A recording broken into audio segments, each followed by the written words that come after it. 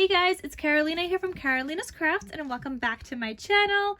In today's video, I just wanted to show you guys how I am making pink dyed paper, and these are perfect for junk journals and things like that, which is my intention. That is exactly what I want to be doing with these.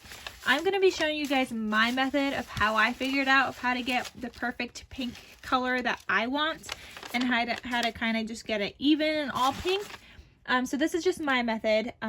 There are tons and tons and tons of methods on YouTube, ways that I don't even know how to do, like avocado dyed paper, which I know will give you pink paper. Again, I don't know how to do that. So I am using the food coloring route, and that's just what I decided to test out, and it worked for me. So I'm just kind of sticking with it. So I hope you guys enjoy this quick little tutorial, and stay tuned to find out how to get this beautiful pink dyed paper.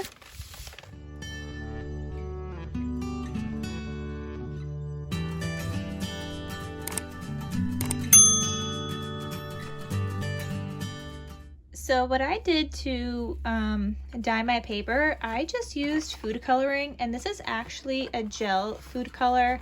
It's meant to use for icings, you know, and like cupcakes and things like that, anytime you're decorating something. But I use this, it's a gel food color, and you guys could see here, it says it's concentrated gel that won't thin icing.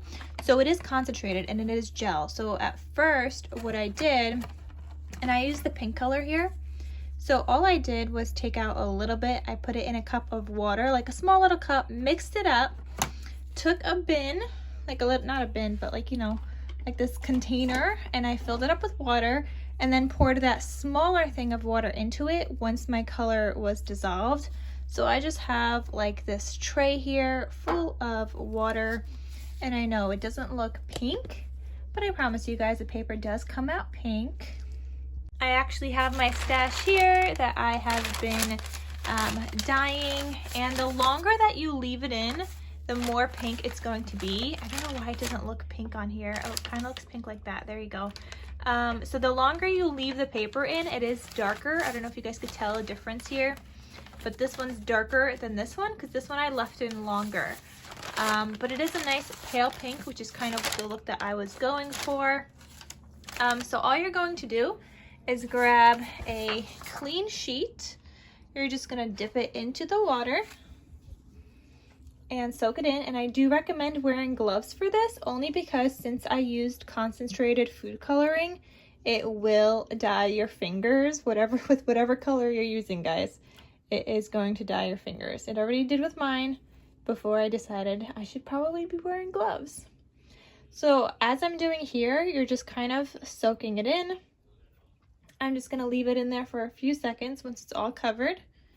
And then we're gonna take it out and we're gonna put it onto a tray that I have with kind of, I don't know what it's called. Like, I don't know what it's called. One of these things, guys. One of these things, because I find if you have one of these things on there, it allows you to kind of dry it faster because it allows more airflow through the paper. So what you're gonna do now is just take this out. It's been a few seconds. Again, the longer you leave it in, the more pink it's going to be. I'm just gonna let it drip for a little bit. And you wanna be gentle with it. You know, you soaked printer paper, and this is just regular copy paper, guys. It's the cheapest I get from Staples. And it's just regular copy paper. You don't wanna use scrapbook paper because that tends to be too thick. But copy paper is the way to go if you want like that nice crinkly effect and the right color. So I'm just letting it drip a little bit. Okay. You're gonna take this over onto your mat here. And this is hard to do with one hand because I'm holding the camera with the other. But it's okay, I'm just gonna straighten out my paper. Okay, just like that.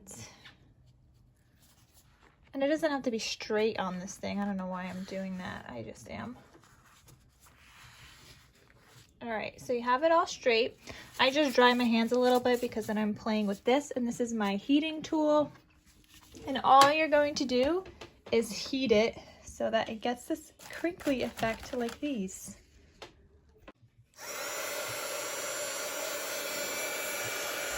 So all I am doing is using my heating tool to dry the paper. You will see as the paper dries, it starts to get crinkly, and that's exactly the effect I was looking for. I know you could also bake it in the oven, but that's, you know, you have to wash the paper, and I was told that it actually gets not as flat in the oven as it does with a heating tool. So I just decided to take this route, and it was 4 minutes in real time. That's it, guys. That's all you're going to do in order to get pink dyed paper. Perfect to use for junk journals, guys. And I don't know if you guys could tell, but look at this paper compared to this one. You guys see the color difference? So this one was left in longer. This one I kind of just dipped in and took right out. It's like the palest of the batch. But I'm just making a bunch of paper. It is taking me a little bit of time because I'm doing one by one and heating it one by one. I know there's tons and tons and tons of different methods on how to do this. I've never seen people do it with food coloring. I just thought I would give it a try, and this worked out. It was also my first time doing this. I tried to do it with watercolor. Wasn't working out so well, guys. This was one of my watercolor ones. Not that good, guys. Then I tried to use a brush. So I used one of these like brushes and dipped it in water and then in some color, and then I ended up getting this, which isn't terrible, but you could see it's not very even. I wanted like even paper, so you guys see that? So that's how I came up with the food coloring idea, and I do have food coloring on hand, so I just ended up using that. I know some people do avocado dyed paper. Again, I don't know how to do that. This is my first time doing this. This was just my idea of what I had on hand for me to use in order to get the pink color that I was looking for. So I just wanted to share with you guys how I personally am doing it. But if you want to do any other way, just feel free to, you know, just search some more on YouTube and see what other methods there are.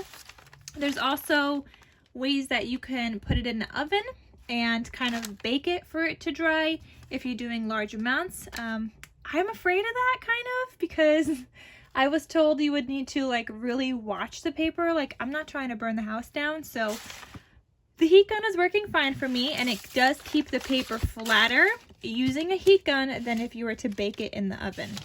So I will tell you guys that.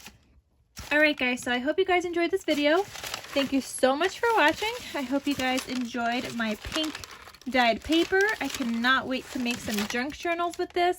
So stay tuned, guys. I will be making some. It'll be my first one ever, and then some more after that. But this is my first time making junk journals and first time dyeing paper. So there's a first for everything, guys. All right, thank you so much for watching, and I'll see you guys in my next crafty video. I'll talk to you soon. Bye.